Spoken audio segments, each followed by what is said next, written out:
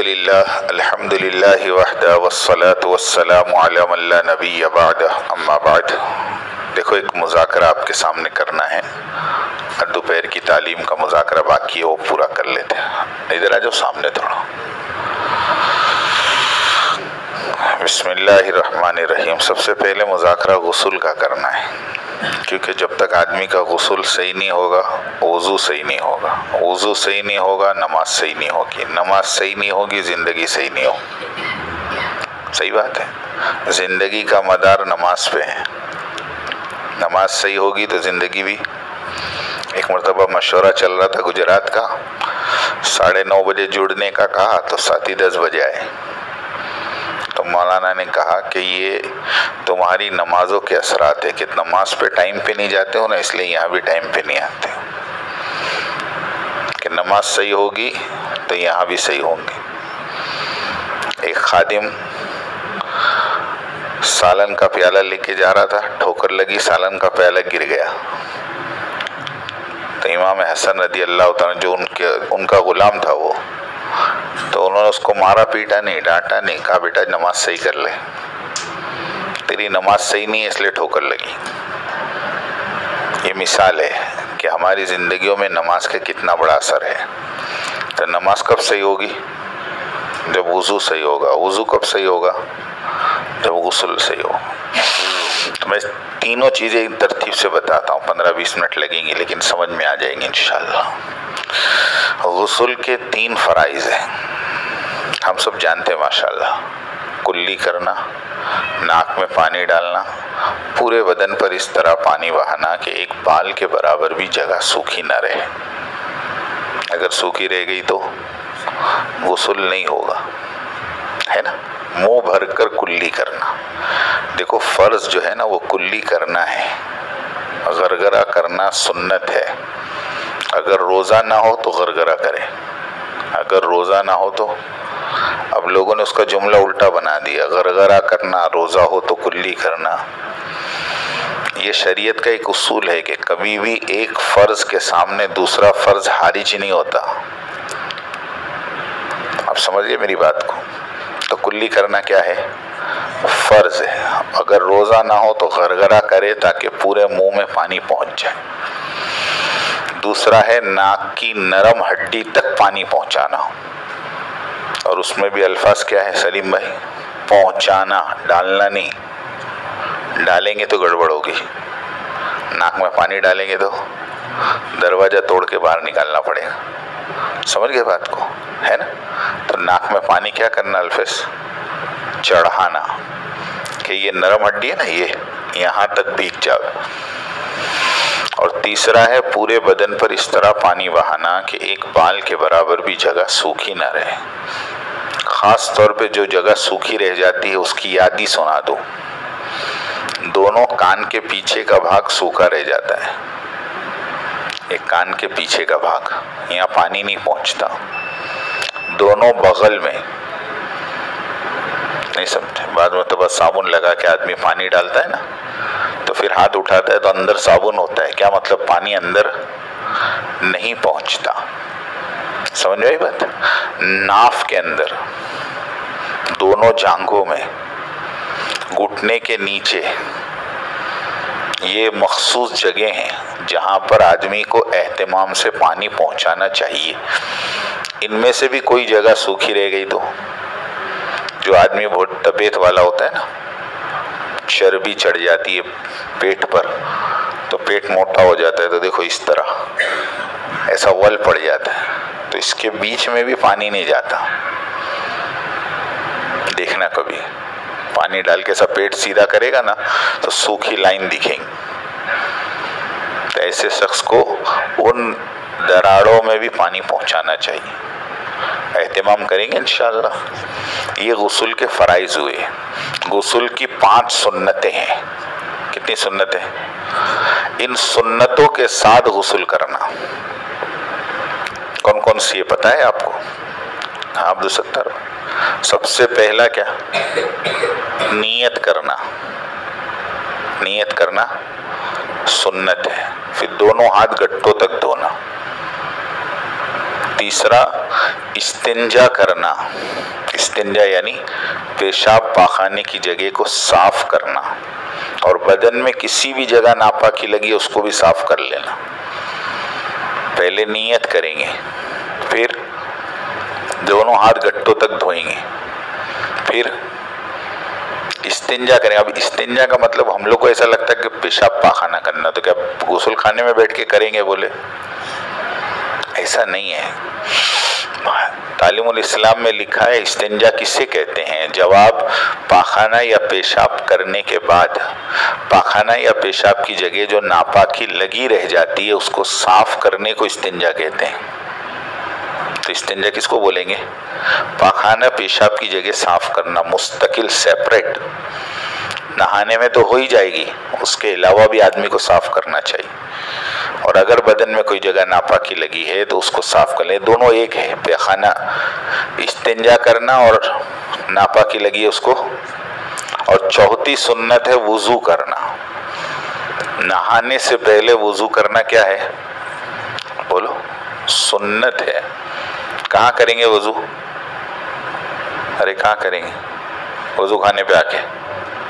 हाँ सुन, नंगे नंगे बाहर आएंगे, बोलो सुन्नत अदा कर। ऐसा तो नहीं करेंगे, है ना? अंदर बैठ के ही करेंगे। बाज लोगों को ये होता है नंगे नंगे वजू होता हो, क्या क्या नंगे नंगे वजू होता हो जाता है ना? आदमी नंगे नंगे भी वजू करे तो वजू हो जाता। उसके बाद 3 मरतबा पानी डालना, सीधे कंधे पे, उल्टे कंधे पे और फिर सर पर, और हाथ से पूरी बदन पर मलना ताकि कोई जगह सूखी।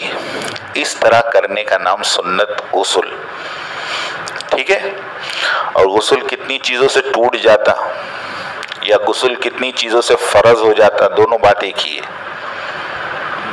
तो मर्दों के लिए 2 है ना, और औरतों के लिए 3 है। मैं मर्दों का सुना दूं आपको। सबसे पहला, सोते या जागते में शहवत के साथ मनी का अपनी जगह से कूद के निकलना। सोते या जागते में शहवत के साथ मनी का अपनी जगह से कूद के निकलना, ये शर्त है। शहवत होगी तो ही गुस्ल वाजिब होगा। बगैर शहवत के अगर मनी निकली तो गुस्ल वाजिब नहीं होगा। आपको ये कैसे होगा मैं बताता हूँ आपको। ज्यादा गर्म दवा खाने से भी मनी निकल जाती। आदमी ऊपर से गिरा तो मनी निकल जाती। कमजोरी की वजह से पेशाब करने से पहले या बाद में मनी गिर जाती।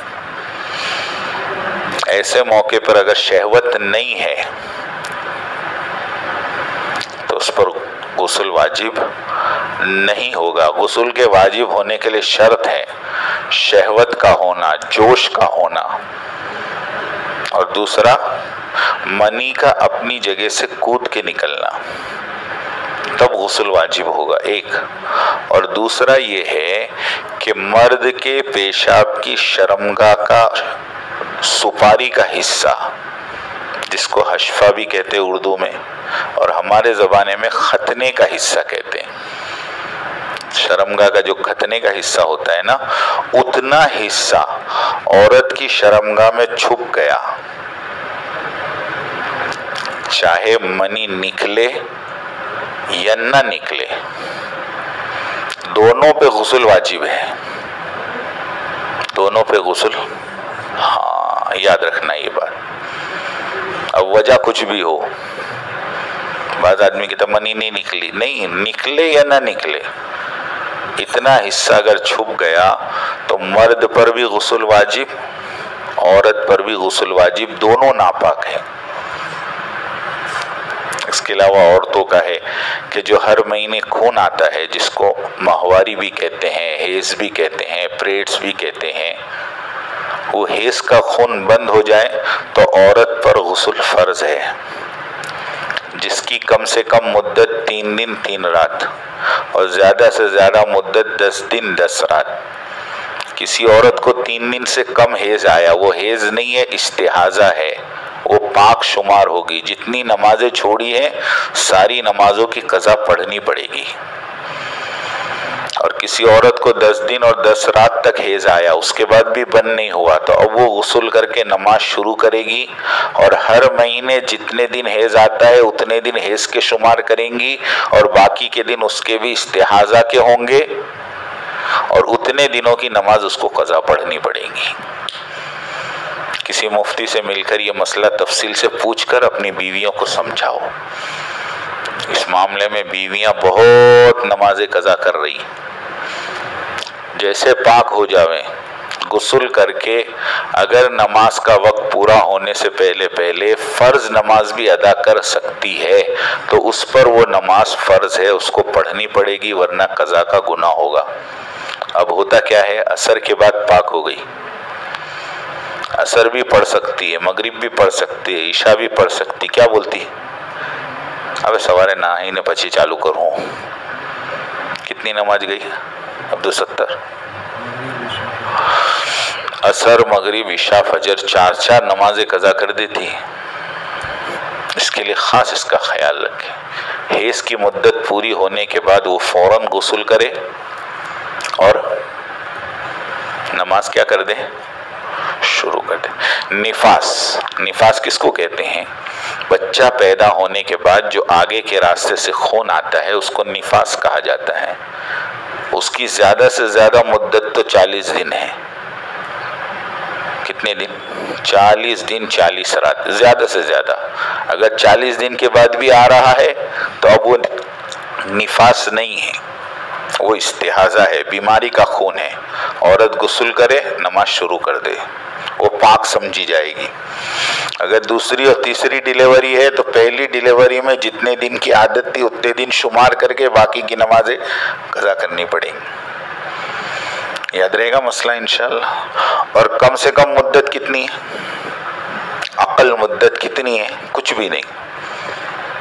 बाज़ औरतें ऐसी होती जिनको खून ही नहीं आता और नहीं आया तो पाक है, नमाज शुरू कर दे डिलीवरी के बाद, नहा के नमाज शुरू कर दे पहले दिन। हमारे यहाँ मामूल बन गया 40 दिन का छिल्ला पूरा करना पड़ता और 40 दिन तक उसको बेचारी को नापाक समझते हो, नमाज भी नहीं पढ़ती चाहे पाक हो जावे। बोलो सच में। मुलाकात में गश्तों में एक साथी की मस्जिद की दावत दी, उसने मुझे कहा मैं नापाक हूँ। मैंने कहा मस्जिद में चलो, हमारे पास गुस्ल का पानी भी है, लुंगी भी है, आपको गुस्ल भी करा देंगे, कपड़े भी बदलवा देंगे। उसने कहा नहीं आज मैं पाक नहीं हो सकता। मैं कहा कब हुई? बोले जो 18 दिवस बाकी है। मैं कहा तेरी तो ये 18 दिन कौन से बाकी?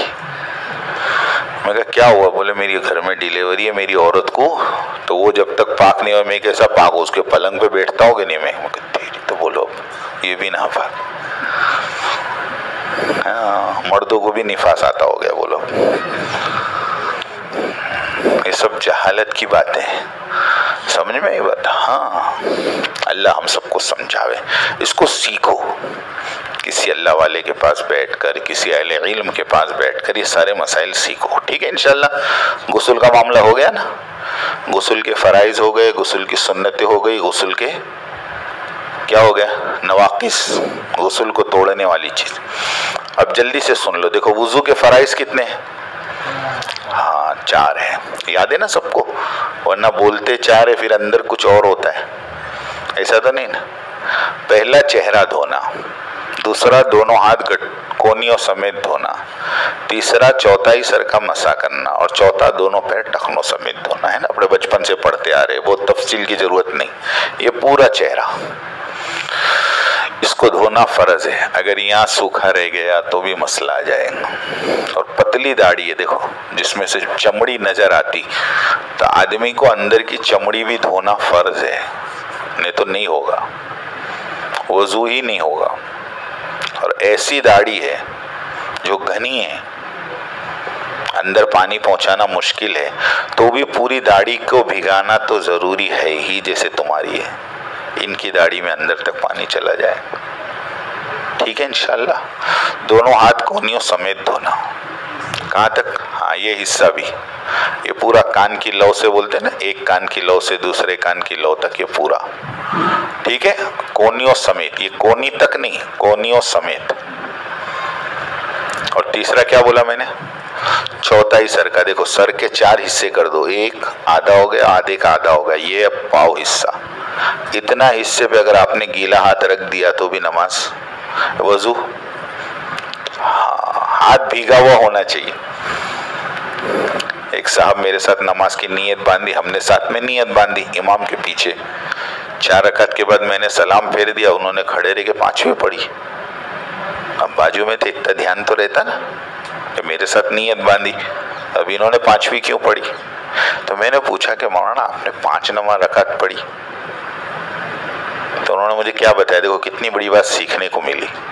उन्होंने कहा मैंने नीयत तो आपके साथ बांधी, लेकिन दूसरी रकात में मुझे याद आया कि मैंने वुजू में मसा नहीं किया। मसा नहीं किया तो वजू ही नहीं हुआ, तो फिर तुम नमाज कैसे चालू रखे। बोले मेरी दाढ़ी भीगी हुई थी, मैंने चालू नमाज में दाढ़ी में से थोड़ा पानी निकाला और मसा कर दिया, हो गई ना। हंसने की बात नहीं है अल्फेज, मसले को सीखने की बात है। उन्होंने वहीं खड़े खड़े मसा किया नमाज में, बोलो हो गया वजू। और उन्होंने कहा मैंने हाथ भी नहीं उठाया, मैंने खाली धीरे से कह दिया अल्लाहु अकबर, वो मेरा तकबीर तहरीमा हो गई, वहां से मेरी नमाज शुरू हुई। आलिम के साथ रहने में फायदा होता है, सीखने मिलता है अपने को, समझ में। तब उनकी दूसरी रकात पहली रकात हो गई, तो 5वीं पूरी करेंगे। तो मसा करना फर्ज है। मसा कहते हैं गीला हाथ फिराना, अब दाढ़ी में से फिरा दो, और दोनों पैर टखनों समेत धोना। क्या धोना, टखनों समेत, ठीक है, ये फर्ज है। वजू की सुन्नतें कितनी है, 13। कितनी है, बहुत आसान है, हर आदमी को याद हो जावे। मेरे साथ याद कर लो, याद हो जावे। देखो 3 3 3 4, क्या बोला मैंने, 3 3 3 और 4, 3 3 3 9 और 4। अब 3 3 3 क्या है भाई ये, तो कि पहले 3 नियत करना, बिस्मिल्लाह पढ़ना, दोनों हाथ गट्टों तक धोना। नियत करना, बिस्मिल्लाह पढ़ना, दोनों हाथ गट्टों तक धोना, हो गए 3। अब दूसरे 3 कुल्ली करना, मिसवाक करना, नाक में पानी डालना, 3 और 3 6 है ना।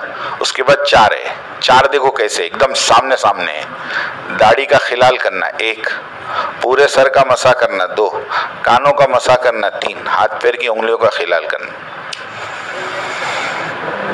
3 3 और 4 10 हो गए। बचे कितने, 3।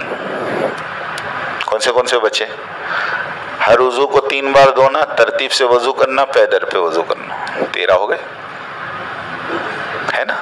वापस एक बार बोलो, देखो एक सांस में बोलो। नियत करना, बिस्मिल्लाह पढ़ना, दोनों हाथ गट्टों तक धोना, कुल्ली करना, मिसवाक करना, नाक में पानी डालना, दाढ़ी का खिलाल करना, पूरे सर का मसा करना, कानों का मसा करना, हाथ पैर की उंगलियों का खिलाल करना, तरतीब से वजू करना, हर वजू को 3 बार धोना, पैदर पे वजू करना, एक वजू खुश्क न होने पर दूसरा धुल जाए। कितने हो गए, अरे बोलो, बता दोगे, हंसते हो ये। हाँ, याद हो जाएंगे नहीं, अरे याद करो तो हो जाएंगे नहीं। आसान है कि मुश्किल है भाई, सुहेल आसान है, बोल दोगे, है ना। चलो, वुजू को तोड़ने वाली चीजें 8 है। कितनी, गुस्ल को तोड़ने वाली चीजें कितनी थी, और वुजू को कौन सी, 2 सर से, है ना, 2 मुंह से, 2 बदन से, और 2 आगे पीछे से। 2 सर से कौन सी, पागल हो जाना, बेहोश हो जाना, 2 सर की आ गई। थोड़ी देर के लिए भी पागल हो जावे तो क्या होगा, वजू। थोड़ी देर के लिए बेहोश हो गया तो वजू टूट जाएगा। 2 सर की हो गई। 2 मुंह की, मुंह भरकर कह करना, इतनी उल्टी हुई कि मुंह भर गया तो वजू क्या होगा। लेकिन थोड़ी थोड़ी हुई तो कहते हैं अगर बीच में मतली बाकी रही,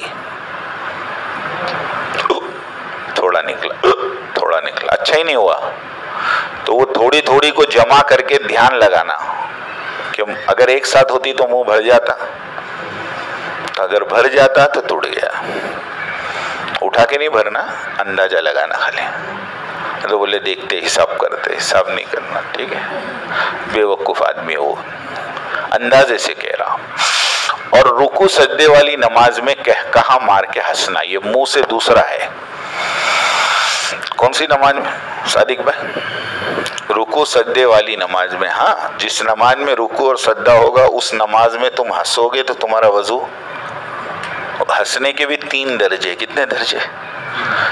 एक तो आदमी ऐसा हंसा कि दांत नजर आए, आवाज नहीं आई, अल्फिस, ना वजू टूटा ना नमाज टूटी। इतना हंसा कि दांत नजर आए, आवाज नहीं आई, तो ना वजू टूटा ना, इतनी जोर से हंसा कि आवाज तो आई मगर खुद को आई, बाजू वाले को नहीं आई, तो नमाज टूट गई, वजू नहीं टूटा। और इतनी जोर से हंसा कि खुद को भी आई, बाजू वाले को भी आई, तो नमाज भी गई, वजू भी गया। अब क्या करने का अब्दुल सत्तर? हंसी आवे तो पहले नमाज तोड़ने का, बाद में हंसने का, तो वजू नहीं टूटे। सही में कह रहा हूं। अरे भाई शर्त क्या है? नमाज में हंसो तो टूटे ना वजू, और नमाज के बगैर हंसो तो हंसी आवे तो पहले क्या करने का? नमाज तोड़ देने का, बाद में हंसने का, तो वजू बच जावे। आइडिया बता रहा हूं तुम्हारे को, है ना। रुकू सजदे वाली नमाज में हंसो तो टूटे, बगैर रुकू सजदे वाली नमाज में हंसेंगे तो वजू टूटेगा। हाँ, ये देखो सही बोले हमारे अयाज भाई, बोले बगैर रुकू सजदे वाली नमाज जनाजे की होती है, उसमें हंसोगे तो वजू तो नहीं टूटेगा, हाथ पैर जरूर टूटेंगे, कोई पकड़ के मारेगा तुम्हारे को कि जनाजे में हंसता है। ठीक है इंशाल्लाह। और 2 बदन से, बहुत आसान, टेक लगा के सो जाना, किसी भी चीज से, ऐसी चीज से टेक लगाना। देखो ये मसला समझ लो, ऐसी चीज से टेक लगाना जिसके हटाने से तुम गिर जाओ। बस चीजें ऐसी होती है कि जिसके हटाने से तुम नहीं गिरोगे तो टूटता नहीं वजू, लेकिन वो चीज के हटाने से तुम गिर गए तो, है ना। एक आदमी बैठे बैठे झोंके मार रहा, पूरा खुतबा उसने झोंके मारा, लेकिन टेका नहीं लगाया तो नहीं टूटा। घुटने पकड़ के सो रहा है तो नहीं टूटा, लेकिन जब दीवार से या जमीन से सहारा लगा के सोया तो हटाए तो गया वो नीचे, तो उसका वजू क्या होगा, है ना। और बदन के किसी भी हिस्से से खून या पीप का निकल कर बह जाना शर्त है, निकलना शर्त नहीं है। निकलने से नहीं टूटता, निकल के जख्म के अंदर अंदर रहा, पूरा दिन रहा तो वजू नहीं टूटेगा, लेकिन बाहर निकल गया तो।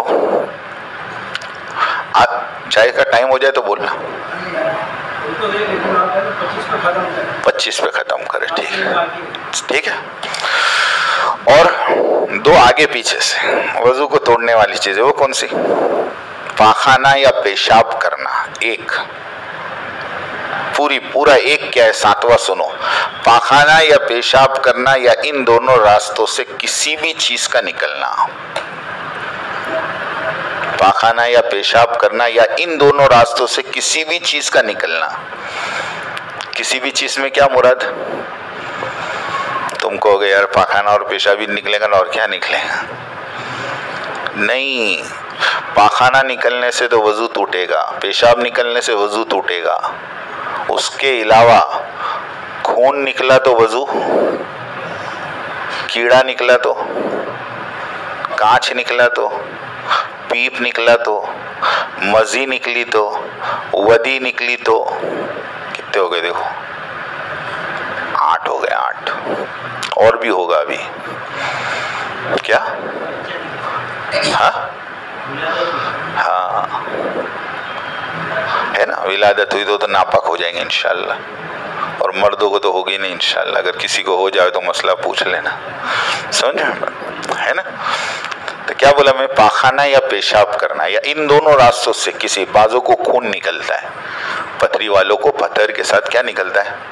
खून निकलता है, कंकरी निकलती है, पाखाने के रास्ते से खून गिरता है।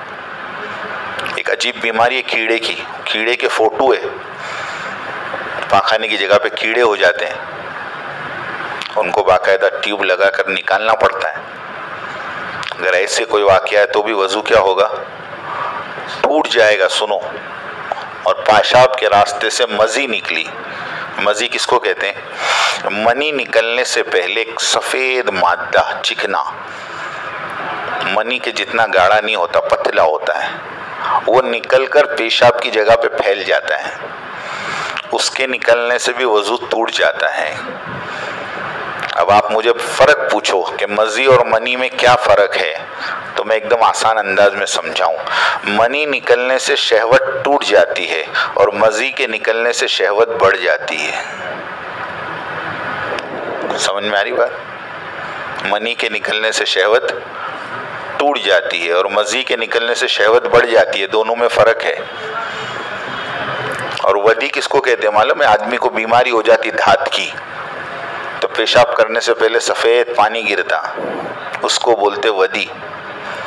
उसके निकलने से भी वजू टूट जाएगा। ठीक है। और 8वां है पाखाने के रास्ते से हवा का निकलना। पाखाने के रास्ते से, अब पेशाब पाखाने के रास्ते से सब निकला, उसमें हवा नहीं आई हजरत, फिर हवा अलग क्यों? इसकी क्या वजह? अब्दुल सत्तार भाई बोलो, क्यों नहीं मालूम? बोलो किसको मालूम? दोनों को अलग क्यों रखा? जब 7वें में सब आ गया तो 8वें में अलग का है को सलमान भाई?